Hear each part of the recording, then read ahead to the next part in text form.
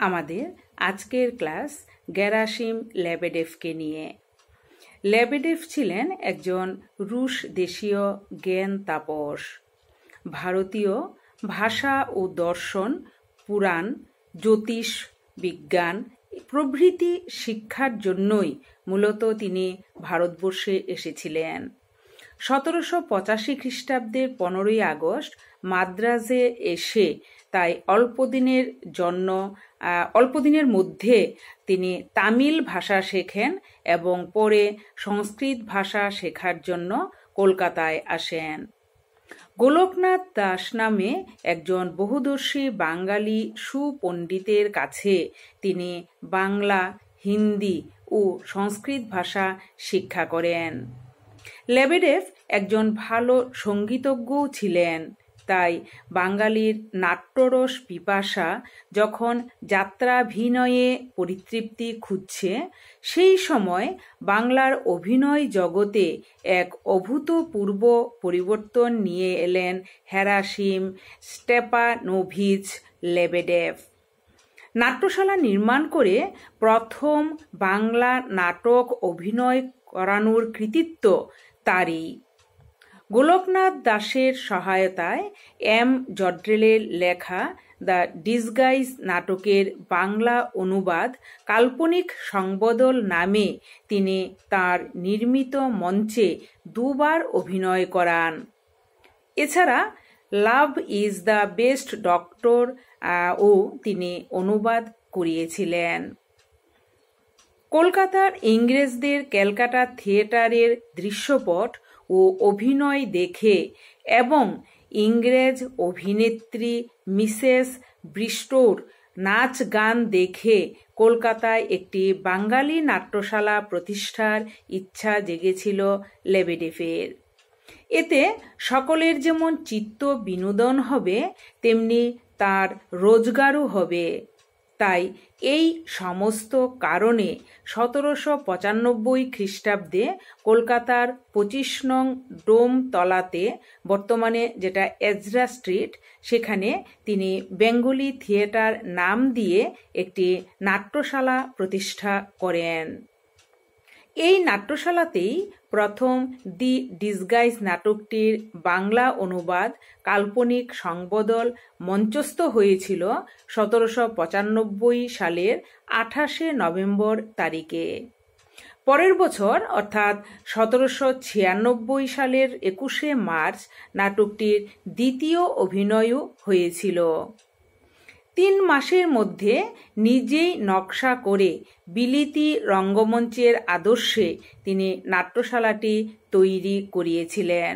অর্থাৎ এদেশের দর্শকের রুচি ও চাহিদা সম্পর্কে তিনি বিশেষভাবে অবহিত ছিলেন। গেরাসিম লেবেডেভের নৃত্যসঙ্গী ছিলেন গোলকনাথ দাস। তারই সহযোগিতায় তিনি নাটকে মহিলা চরিত্রে বাঙালি অভিনেত্রী নিয়োগে সচেষ্ট হয়েছিলেন। সাহেবী থিয়েটারে 1788 খ্রিস্টাব্দে শ্রীমতী ব্রিস্টোর আবির্ভাবের আগে পুরুষরাই স্ত্রী চরিত্রে অভিনয় করতেন। সুতরাং লেবেডেভের অভিনয়ে স্ত্রীলোকের ভূমিকায় স্ত্রীলোক গ্রহণ অবশ্যই অভিনয়ের একটি আকর্ষণীয় দিক বলা যেতে পারে।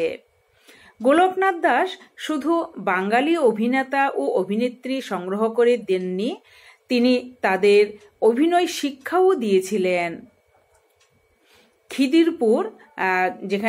খিদিরপুরের যে ডক অঞ্চল রয়েছে, সেই খিদিরপুরের ডক অঞ্চলের বার বনিতারাই তখন অভিনেত্রীর ভূমিকা গ্রহণ করত। ইউক্রেনের এক চাষি পরিবারের ছেলে গেরাসিম লেবেডেভ সঙ্গীতে দক্ষতার জন্য কলকাতা শহরের একমাত্র রুশ চিকিৎসকের সাহায্যে স্থানীয় সমাজে সঙ্গীতজ্ঞ রূপে প্রতিষ্ঠা পান। তিনিই প্রথম পাশ্চাত্য যন্ত্রে ভারতীয় সুর বাজিয়ে শোনান। একজন রাজদ্রোহী ভারতীয়কে আশ্রয় দিয়ে দেশীয় লোকের বিশ্বাসভাজন এবং ইংরেজদের বিরাগভাজন হন লেবেডেভ। গোলক দাস নামে একজন স্কুল শিক্ষক তার কাছে পাশ্চাত্য সঙ্গীত শিখতে ও বিনিময়ে বাংলা ভাষা শেখাতে থাকেন। লেবেডেভ বাংলা শিখে এই ভাষায় একটি ব্যাকরণ রচনা করেন। এটি 1801 খ্রিস্টাব্দে বিলাতে ছাপা হয়। তিনি ক্রমে বাংলা অভিধান, কথোপকথন গ্রন্থ, বীজগণিত, বাংলা পঞ্জিকার অংশ, ভারতচন্দ্রের কাব্য, নাটকের অনুবাদ ও একটি আত্মজীবনী রচনা করেন। ভারতচন্দ্রের রচনা রুশ দেশে প্রচারের জন্য লন্ডনস্থিত রুশ রাষ্ট্রদূতকে তিনি পত্র লিখেছিলেন। মোলিয়ারের একটি নাটক ও ইংরেজি থেকে জর্ডেলের নাটক দি ডিসগাইজ বাংলায় অনুবাদ করেন। লেবেডেফের ইচ্ছে ছিল শুধু কলকাতা নয়, গ্রামাঞ্চলেও তার নাটকের অভিনয় তিনি করাবেন এবং এই মর্মে বিজ্ঞাপনও তিনি দিয়েছিলেন, কিন্তু তার এই ইচ্ছা পূর্ণ হয়নি। তার অভিনয়ের জনপ্রিয়তার ইংরেজি থিয়েটারের কর্তৃপক্ষরা খুশি হতে পারেননি। তৎকালীন সরকারের অনুগ্রহপুষ্ট বিলেতি থিয়েটারের কর্তৃপক্ষরা নানাভাবে লেবেডেফের ক্ষতি সাধন করতে চেষ্টা করেন। লেবেডেফ তার অভিনয়ে জোসেফ ব্যাটল নামে একজন ইংরেজ দৃশ্যপট শিল্পীর সাহায্য লাভ করেছিলেন, কিন্তু জোসেফ বন্ধুভাবে তার দলে যোগ দিলেও লেবেডেফের দল থেকে অভিনেতা অভিনেত্রীদের ভাঙাতে এসেছিলেন। তাকে বন্ধুর বেশে এই শত্রুতা করতে পাঠিয়েছিলেন লেবেডেফের প্রবল প্রতিদ্বন্দ্বী টমাস রোয়ার্থ। তারই চক্রান্তে একে একে প্রায় সকলেই লেবেডেফের দল ছেড়ে চলে যায়। লেবেডেফের সাফল্যে ঈর্ষান্বিত ইংরেজগণ প্রত্যক্ষভাবে জোসেফ ব্যাটেল নামে এক রাজকর্মচারীর সাহায্যে লেবেডেফের থিয়েটারে আগুন লাগিয়ে নষ্ট করে দেয়। লেবেডেফ আইনের সাহায্য নিতে চান, কিন্তু তিনি আইনের সাহায্য নিতে গিয়ে দেখেন যে টমাস রোয়ার্থের প্রভাবে কোনো আইনজীবী তাকে সাহায্য করতে ইচ্ছুক নন। শেষে তিনি থিয়েটারের যাবতীয় সাজ সরঞ্জাম বিক্রি করে দিয়ে লন্ডন হয়ে নিজের দেশে প্রত্যাবর্তন করেন। গেরাসিম লেবেডেভ তার বেঙ্গলি থিয়েটারের মাধ্যমে আমাদের বাংলা নাট্যশালার ইতিহাসে বিশেষ অবদান রেখেছেন। তার যে অবদান, সে অবদানগুলি যদি আমি সূত্রাকারে বলি তাহলে বলতে পারি যে প্রথমত পরবর্তী বাংলা নাট্যশালার ধারাবাহিকতার সঙ্গে তার অভিনয়ের স্পষ্ট যোগ না থাকলেও তৎকালীন যাত্রার উপর তার অভিনয় রীতি কিছু প্রভাব বিস্তার করেছিল। যদিও আমরা জানি যে লেবেডেফের যে বেঙ্গলি থিয়েটার মাত্র একটি নাটকের দুবার অভিনয় হয়েছিল, তারপরে এই নাট্যশালাটি বন্ধ হয়ে যায়, অর্থাৎ তিনি বন্ধ করে দিতে বাধ্য হন।